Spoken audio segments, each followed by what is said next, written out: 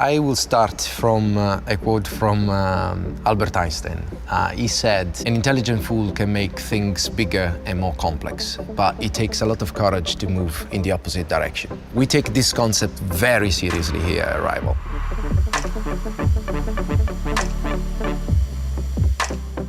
Any conventional factory is still based on the model of the conveyor belt from the 1950s of Henry Ford. The product goes through all the stations in a serial way. If you want to produce multiple products in the same place, in a serial system you cannot do that because the full system is specifically designed to produce one product, one vehicle. We are revolutionizing all of this. The Microfactory fixes all these problems.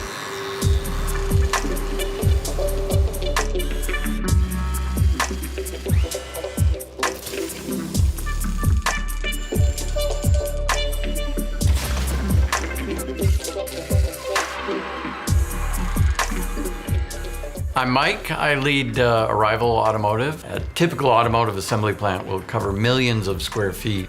Because you have to invest so much money to set up the factory, you then have to produce hundreds of thousands of vehicles. You're way overproducing for that local region. Our microfactories cover a couple of 100,000 square feet. Our van microfactory, for instance, is sized to build 10,000 vans a year when we're operating on 2 shifts. And at that size, we believe a metro area can support almost all of that demand. We're doing things nobody else has done before, and it takes a very unique mix of talents that bring that to life. Hi, this is Napo. I'm the Chief of Mobile Robotics here at Arrival. The Microfactory is basically built around 2 main components. The robotic cell, which is the factory inside the factory. Think about it as a cluster of robotic arms. It's completely driven by computer vision and several forms of AI-based control. And then you have the glue connecting all the elements inside the factory, all the cells. This technology is mobile robotics. So robots that move in the environment autonomously, robots that interact with the cells and with any other robotic factory. We are reactive.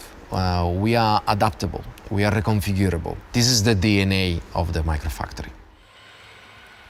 The cell architecture is really exciting and it's really unique.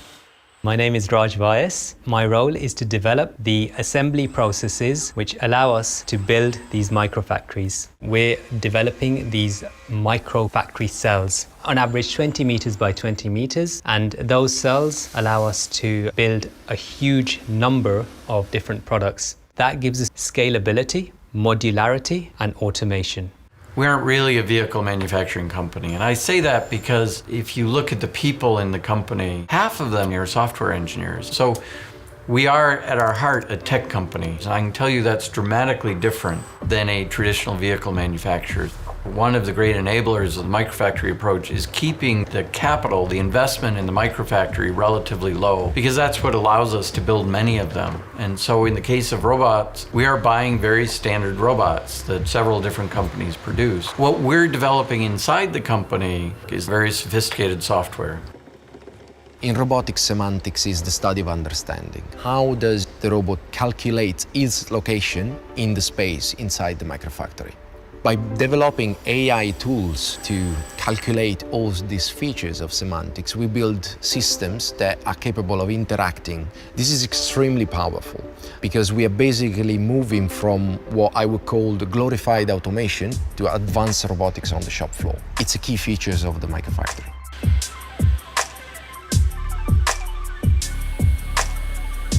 Our software team, they're developing advanced vision systems. Our goal is to put those vision systems on these robots. So the robot will go into a particular location, pick up certain parts, and identify where those parts are using advanced sensors. Once they've identified those parts, pick those parts up and locate them into position. We're supporting this idea of local manufacturing, and we're part of a community. We're not only creating jobs, we're paying taxes. We really see this idea of distributed manufacturing as a much more beneficial model to the communities where we're located than the more traditional approach. The microfactory concept is phenomenal. The product is made here, it stays locally, and it's electric, That helps our air quality and it helps our citizens. My name is David Swenson. I'm the Director for Economic Development in York County, South Carolina. The economic impact, can't say enough about the investment that's being made, the fiscal impact that has in our community, the social impact of what it will do to bring jobs, and the interaction our community will have with a cutting-edge technology company making electric vehicles is exciting. Our vision is, over time, hundreds of microfactories scattered all over the world. It's not a question about are there even more opportunities, it's which opportunities do we want to explore first. We're using microfactories and the microfactory approach to produce vehicles, but I don't see any reason why this same idea can't be applied to other manufactured goods. The most profound technologies are the ones that become interwoven into the way that you live your life and the way that the society operates. And eventually they become such an integral part of the way things are done that you forget they're there. They just become the way that things are done. And I think what Arrival is developing could well be technologies along those lines.